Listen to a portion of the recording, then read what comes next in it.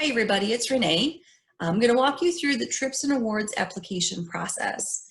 You may hear trips like Tween Trip, the Cloverbud Trip, Career Exploration's a really popular trip, and you're wondering what are they and how do I get that? So this is going to walk you through where that information is housed on our website. So once you've gotten to our website, cce.livingston.org, livingstoncounty.org, head to the 4-H Youth tab, and then look for 4-H year end. And then if you scroll down, the very first bullet under scholarships, trips, and awards is a description of all the trips and awards that we offer. So if you pull that up, you can scroll through and look for, these are the age ranges of the kids that can, the trip is for. Gives you a very brief description of what the trip is, as well as the qualifications and how to apply for it. Note, many of them require a project summary book. Typically, we're asking the kids to demonstrate that they've been active in the 4-H program, and they capture that with the project summary book. So there's a separate tutorial on how to fill that out. The only two trips that you do not need to apply for are the 2A and the 3A trip. That's based on county participation and county events that we keep track of at the office. So you don't need to apply for these two, but if you, as you're reading through these, see any other trips or awards that you're interested in, be sure to fill out the application and your project summary book and submit that before the deadline. So the application is back on that 4-H year-end page, and it's right under the description portion.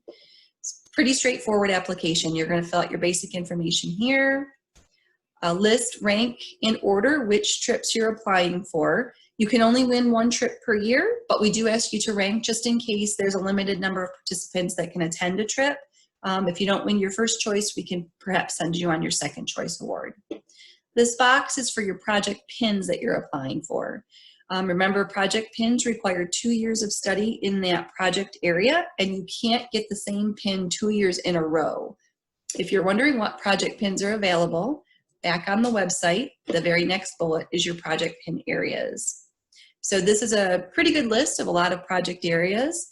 These are what the pins look like here. If you've studied in a project area and you don't see it listed here, just let me know, because we may be able to find a pin that's at the office already. They're always coming up with new pins, so there might be something available now if you don't see what you're looking for. So back to the application. Once you've filled that out, you'll check here if you're applying for the first year in 4-H award. This can be for Cloverbuds who have now graduated to the 4-H age, and this is their first year as an official 4-H'er, or it can be somebody who's joined the program for the first year and been very active in the program. If you're applying for the outstanding 4-H'er, you're going to check here. Note that there are additional things that you need to send with your application for that, an essay as well as a more robust leader recommendation for that. So there is more information on our website about that, and if you have any questions, just let me know.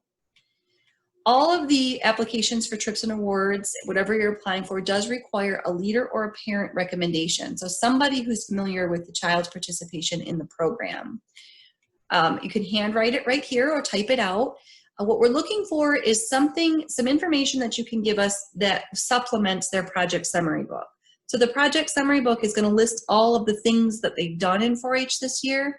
So use this recommendation as more of a character reflection or something about their personality, something that wouldn't show up in their project summary book.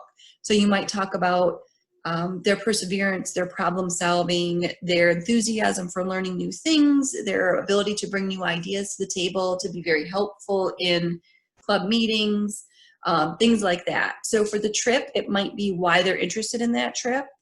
Capital Days is a trip to the government over in Albany, so that they have an interest in government and how that works. So that would be a good reason that they want to go on that trip. Or the agribusiness, the Coble Skill trip, that they're interested in agribusiness. So that's what we're looking for in the application process. For their pins, they're also, all the information about what they've studied should be in their project summary book. So again, you're going to be bringing something different to the recommendation part. So if they're applying for the visual arts and crafts, that they love to learn new things, they're always problem solving, things don't work right, so they're learning from the mistakes that they've made, those kinds of statements. It doesn't have to be super lengthy, but if they're applying for a trip and 2 pins, there should be 3 separate distinct recommendations on this form for those. Okay, and at the bottom, don't forget to sign it and date it. And that's it. That's it in a wrap for the application part of it. Again, the application needs to be submitted with their project summary book. So be sure to watch how to fill that out. That's a pretty in-depth process that a lot of kids don't love to do. So I've tried to break it down and make it easier through the second tutorial that you'll see.